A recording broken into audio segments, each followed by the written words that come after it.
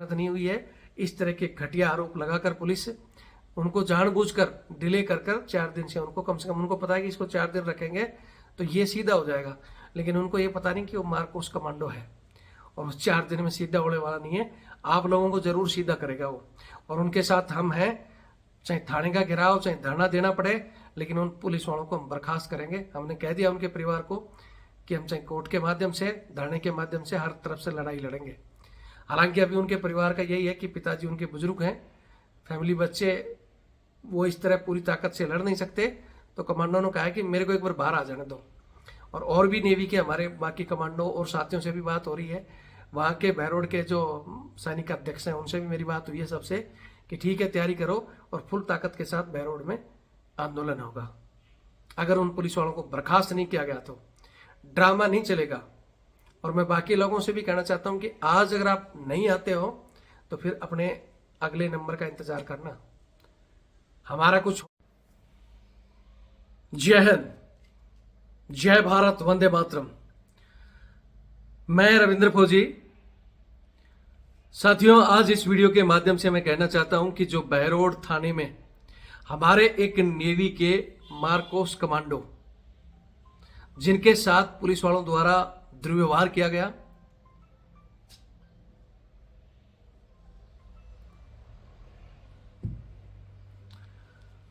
उनके साथ पुलिस द्वारा जो दुर्व्यवहार किया गया है और उनके ऊपर किस तरह झूठे मुकदमे डाल दिए गए हैं। आज 4 दिन होने के बावजूद उनकी जमानत नहीं हुई है। पुलिस वाले इस कदर गिर सकते हैं कि एक मार्कोस कमांडो पर जो उन्होंने घटिया आरोप लगाए हैं, पहले तो उन्होंने कोशिश की कि भाई ये शराब पिया हुआ था, लेकिन जब मेडिकल रिपोर्ट आई उसमें शराब की पुष्टि नहीं हुई तो उन्होंने तुरंत उसको खारिज कर दिया। दूसरा जो उन पर केस डाला है कि ये हमारे संतरी का हथियार छीन रहा था। मतलब आप सुनेंगे तो हैप रह जाएंगे कि पुलिस किस तरह घटिया प्लान बना रही है। एक जो देश का सैनिक रहा हुआ आदमी, जो कि उनके कोई रिश्तेदार को पुलिस उठाकर लाई थी और वो सिर्फ उनसे मिलने के लिए आ रहे थे कि भाई उनके चोट लगी हुई थी, यानी इनके सिस्टर के हस्बैंड का और उनके परिवार का आपस में झगड़ा होता है और वहां पुलिस जाती है, उनको उठाकर लाती है। तो इनकी सिस्टर इनको कॉल करती है कि भाई ऐसे ऐसे उनको सिर में चोट लगी है, पुलिस मेडिकल भी नहीं करा रही है, आप आ जाओ। तो ये भागकर घर पर आए और घर से सीधा पुलिस स्टेशन गए हैं। वहां सिर्फ उन्होंने इस चीज को कहा कि भैया वो आप, पहले तो संतरी ने इनको रोक दिया कि भैया आप ड्रेस में नहीं हो, फलाना ढिकड़ा, जो भी हुई नॉर्मल बहस। फिर उसके बाद में और बंदे आ गए तो इन्होंने इतना ही बोला कि भाई अगर किसी बंदे के चोट लगी हुई है तो पुलिस का ये काम बनता है कि उसको फर्स्ट में मेडिकल टीम के पास जाकर उसको फर्स्ट एड दे। और सबसे बड़ी विडंबना इस देश में कि वो मार्कोस कमांडो पढ़े लिखे हैं, इसलिए उन्होंने इंग्लिश में बात कर दी। तो पुलिस वालों को और खुंदक आ गई कि तू हमें इंग्लिश में सिखा रहा है। तो वो 3 लोगों ने उनके साथ पकड़कर जबरदस्ती धक्का मुक्की की है कि अभी तेरी फौजीगिरी निकाल देंगे। हालांकि नेवी के मार्कोस कमांडो थे, उन 3 लोगों के काबू में नहीं आए। वहां उनकी नॉर्मल जो बहसबाजी हुई, धक्का मुक्की, फिर उन्होंने तुरंत अंदर कहा है कि भैया और दौड़ के फौजी को काबू में नहीं आ रहा, बोले इसको थोड़ा को अंदर डालो। फिर वो 10-12 लोग आकर उनको अंदर डाला है और अंदर उनके साथ मारपीट की है। जैसा मैंने उनके पिताजी से बात की, उन्होंने बताया कि भाई अंदर मारपीट करने के बाद ऑलमोस्ट मैंने पूछा कि भाई वहां सीनियर कौन था, तो बोले भाई उनको पता नहीं था कौन सीनियर था। उसके बाद एसएचओ साहब जो सीनियर हैं उनको सूचना मिली, वो आए हैं। एसएचओ साहब जब आए हैं तो उसने एसएचओ साहब को कहा है कि सर ये मेरे को मतलब ऐसे ऐसे मारा पीटा है। तो उन्होंने एसएचओ साहब ने अपनी टीम को पूछा भाई क्यों मारा इसको फौजी को, तो बोले ये इंग्लिश झाड़ रहा था। तो बोले इंग्लिश झाड़ रहा है तो थोड़ा 2 और मारो, और फिर मारा है रात को सुबह 3 बजे के लगभग। ये हालत है पुलिस की। उसके बाद में मतलब केस जो इनकी सिस्टर के हस्बैंड पे था और पे था, उन लोगों को ये सुबह एसडीएम के पास पेश करते हैं वहाँ तहसीलदार साहब उन लोगों को जमानत दे देते हैं, लेकिन फौजी को ये लेकर नहीं गए क्योंकि इन्होंने एक उसके साथ एक तो मारपीट किया था। पुलिस यहाँ मतलब अपना रवैया किस प्रकार प्लानिंग बनाती है कि भाई आप इसको एसडीएम साहब के पास या इधर ले गए तो इसके चोट वगैरह दिखेंगी, तो उसको उस दिन लेके ही नहीं गए। उसको एसडीएम साहब को इन्होंने क्या कहानी कही है नहीं, हालांकि एसडीएम नहीं थे, तहसीलदार साहब थे, उसने उन लड़कों को जमानत दे दी और वो चले गए। लेकिन फौजी को 25 की नाइट को पकड़ते हैं, 26 को, जबकि नियम है कि उसको तुरंत दूसरे दिन कम से कम एसडीएम के पास पेश करें, लेकिन इन्होंने नहीं किया। इनके घर वाले आए मिलने के लिए तो बोले मिलाएंगे अभी नहीं, अभी इनको पेश करेंगे, मेडिकल कराएंगे, ऐसे करके 26 को इनको घर वालों को किसी को नहीं मिलने दिया। जैसे आपको इनकी वाइफ का वीडियो में मैंने दिखाया था, जो कुछ लोग कह रहे थे कि भाई वो वीडियो में ये भी बोल रहे थे कि बाद में हमने देखा कपड़े फाड़े हुए थे, तो 27 को इनको मिलने दिया गया है। 27 को मिले हैं तो उनकी हालत देख के इनका परिवार कि भाई किस कदर मारा है वो है। हालांकि वो मार्कोस कमांडो का है कि कोई बात नहीं, मुझे बाहर आ जाने दो, मैं हर प्रकार की लड़ाई इनसे लड़ूंगा। अब इन्होंने 27 मतलब 26 को वहां पेश नहीं करके 27 को सीधा अलवर मजिस्ट्रेट के पास, वहां पूरी प्लानिंग देखो, यहाँ इनको पता है कि एसडीएम बैठे हैं, सब कुछ बैठे हैं, लेकिन इनको पता है कि वहां की जो मैडम है मजिस्ट्रेट छुट्टी पर है, तो दिखावे के लिए अलवर लेके गए हैं। क्योंकि शुक्रवार था, इनको पता है आज वहां ले जाएंगे, वहां मैडम होगी नहीं तो इनकी जमानत होगी नहीं, तो इसको और 2 दिन बंद रखेंगे। वहां इन्होंने रिमांड वगैरह भी मांगा है इनका कि भाई हमें इसका रिमांड चाहिए। क्या वो देश का मार्कोस कमांडो कोई आतंकवादी उसमें लिप्त था या उन्होंने कोई वो किया है, लेकिन ये रिमांड मांग रहे थे उसका। हालांकि रिमांड नहीं दिया, वहां उनको जैसी जेल भेज दिया, और वो मजिस्ट्रेट नहीं होने की वजह से उनकी जमानत नहीं हुई। शायद कल मजिस्ट्रेट बैठती हैं तो उनकी जमानत हो जाएगी, उसके बाद ये लड़ाई अब रुकेगी नहीं, लड़ाई हर प्रकार से होगी। उनकी वाइफ विधायक के पास भी चक्कर काट के आ गई है। विधायक साहब ने बोला कि ठीक है मैं फोन वगैरह कर दूंगा, आप एसपी को लिखाई तुम्हें शिकायत दो। हालांकि इस दौरान पता चला है कि एसपी साहब का अभी तबादला हो रहा है, तो वहां नए एसपी आए हैं। तो कल शायद मैंने उनके परिवार को कहा है कि भाई जब भी आप आते हो तो मेरे को बोल देना, हम भी एसपी साहब के पास कल जरूर जाएंगे वहां। तो उनका परिवार चाहता है कि पहली प्रायोरिटी हम उनको जमानत करवा दें ताकि वो खुद लड़ सकें, क्योंकि पिताजी कह रहे हैं कि मैं थोड़ा बुजुर्ग हूं और मैं भागा दौड़ी कर नहीं पाऊंगा।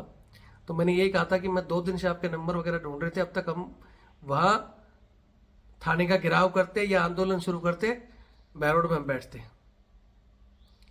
लेकिन वो प्रक्रिया अब अगर वो कल उनकी जमानत हो जाती है तो कल शाम को नहीं परसों से जितने भी बैरोड के आसपास के सैनिक हैं, चाहे बैरोड से हों, चाहे अलवर से हों, जयपुर से हों, कहीं से भी, जिसको लगता है कि ये लगातार सैनिकों की बेइज्जती हो रही है और हमें इस धरने में शामिल होकर जोर से एक ऐसा प्रदर्शन करना पड़ेगा कि उन सब पुलिस वालों को, ऐसे लोगों को बर्खास्त किया जाए।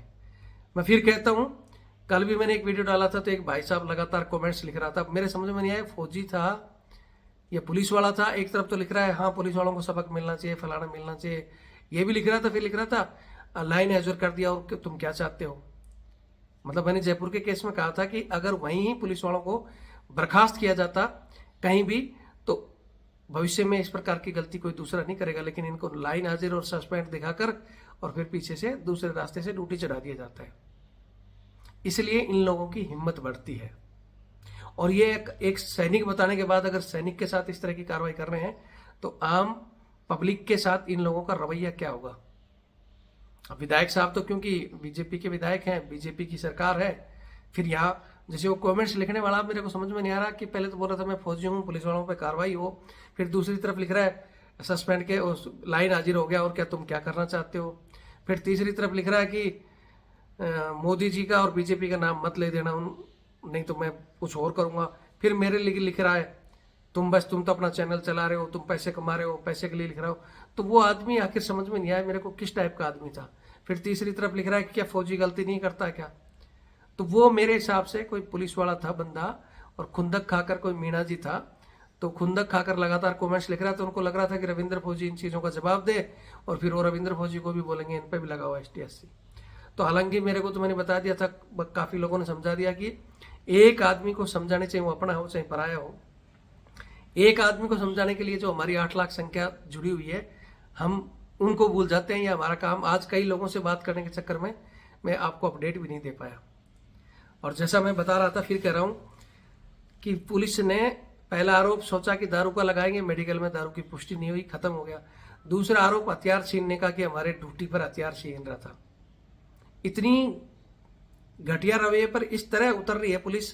पुलिस तो उतरे, लेकिन वो बाकी एसडीएम साहब और मजिस्ट्रेट साहब पता नहीं, वो मतलब ये कह रहे हैं कि एसडीएम साहब मजिस्ट्रेट साहब के तो ले गए नहीं, उनको साइड में रखकर ही मतलब दूर ही रखा और फिर अपने आप ही मिलकर ये कार्रवाई करके ले लो साहब साइन कर देना। वो कर देते बिना देखे।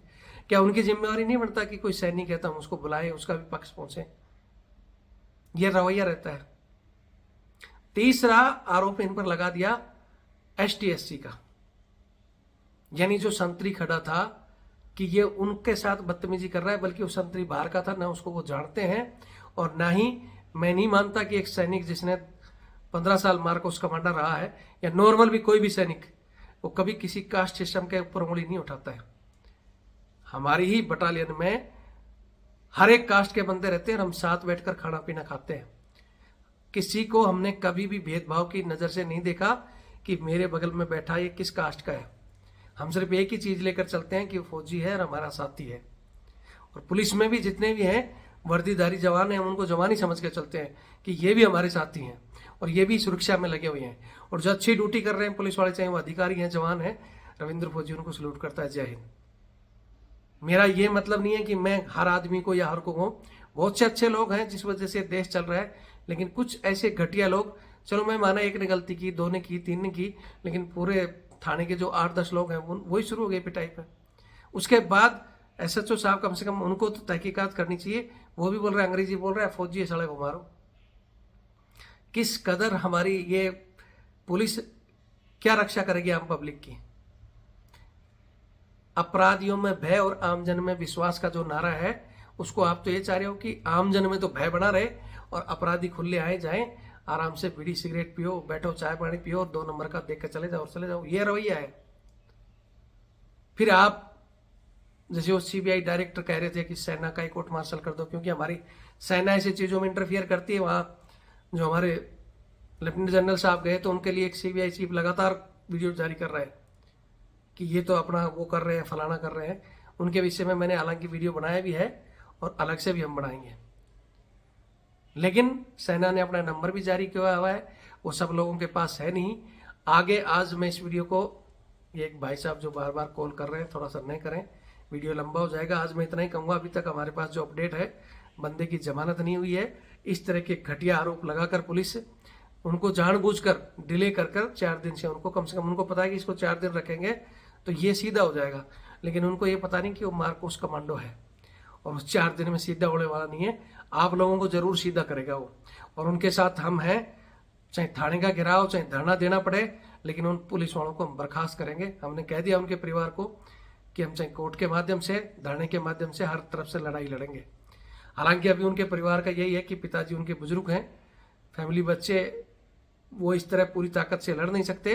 तो कमांडो ने कहा है कि मेरे को एक बार बाहर आ जाने दो। और भी नेवी के हमारे बाकी कमांडो और साथियों से भी बात हो रही है। वहाँ के बहरोड के जो सैनिक अध्यक्ष हैं उनसे भी मेरी बात हुई है सबसे, कि ठीक है, तैयारी करो और फुल ताकत के साथ बहरोड में आंदोलन होगा। अगर उन पुलिस वालों को बर्खास्त नहीं किया गया तो ड्रामा नहीं चलेगा। और मैं बाकी लोगों से भी कहना चाहता हूं कि आज अगर आप नहीं आते हो तो फिर अपने अगले नंबर का इंतजार करना। हमारा कुछ होने हो, लेकिन तुम्हारी जो कहते हो ना कि मैं तो फलाना, मैं इतनी बड़ी रैंक का हूं, मेरा क्या होगा फलाना, इस तरह जिस दिन इज्जत उतर जाएगी ना, बगैर मतलब एक आदमी 4 दिन से जेल में धक्के खा रहा है, उसका परिवार घूम रहा है, फिर कहते हो लंबा वीडियो, छोटा वीडियो। आज उनके परिवार की हालत, मैंने उनसे बात की सबसे, तो पूरा परिवार कह रहा है कि सर हमारा तो हालत ही अस्त व्यस्त हो गया, बड़ी बनाई हमारी इज्जत। लोगों को तो क्या ये लग रहा होगा पता नहीं क्या किया होगा। हालांकि जो आस पड़ोस के लोग हैं और सब हैं, वो सब देख रहे हैं कि हाँ भाई पुलिस का रवैया सबको पता है। हम जिससे भी बात कर रहे हैं वो यही कह रहा है कि सर इनका रवैया ठीक नहीं है। एक पत्रकार ने उससे बात की तो पत्रकार को थानेदार महोदय बोल रहे हैं कि तुम्हारी औकात क्या है। और विधायक जी, अभी डॉक्टर साहब हैं, वो हर चीज को अगर डॉक्टर रवैये से देखेंगे तो विधायक जी इस तरह पुलिस काबू में नहीं आती। आज अगर ये फौजी को मारकर चुप हैं, आप लोग सब चुप रहे, तो अगला नंबर पता नहीं किस सिविलियन को किस तरह की वो करेंगे। दादागिरी होगी पुलिस की है। अगर वर्दी पहनकर ये लोग दादागिरी करेंगे तो फिर आमजन का क्या होगा। इसलिए आमजन और सब कल हम डिसाइड कर देंगे, शायद परसों से धरना कहाँ क्या बैठना है। ज़्यादा से ज़्यादा संख्या में आएंगे, वीडियो को ज़्यादा से ज़्यादा शेयर करें। नंबर मेरा स्क्रीन पे चल ही रहा है 8290354513 8290354513। किसी को भी इसकी अपडेट चाहिए तो मेरे से कॉल कर पहुँच सकता है।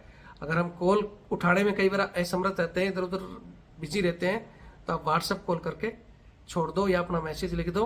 और कुछ समय के लिए जो छोटी मोटी, जैसे अभी एक उस पर भी कॉल चल रहा है मेरा, इस पर भी कॉल चल रहा है, उनकी छोटी जो समस्याएं हैं आपने हमारे तक भेज दी, लेकिन बोलते हैं ना प्रायोरिटी से काम किया जाता है। कुछ लोगों की समस्या, जो अभी एक कॉल आ रहा है लगातार मेरे पास, कम से कम 50 कॉल कर दी उन्होंने। कल ही मेरे को मैटर बताया है और उनका मैटर 10-12 साल पुराना मैटर है, जिसमें वो कह रहे हैं कि सर मेरे को अभी न्याय नहीं मिला। तो जब 10-12 साल रुक गए तो आप 2 दिन और वेट कर लो, क्योंकि ये प्रायोरिटी वाला मसला है। कोई बंदा अंदर बैठा हुआ है, उसके लिए हम जो लड़ाई लड़ रहे हैं, उसमें फिर कह रहा हूं कि जाग जाओ हमारे सैनिक भाई।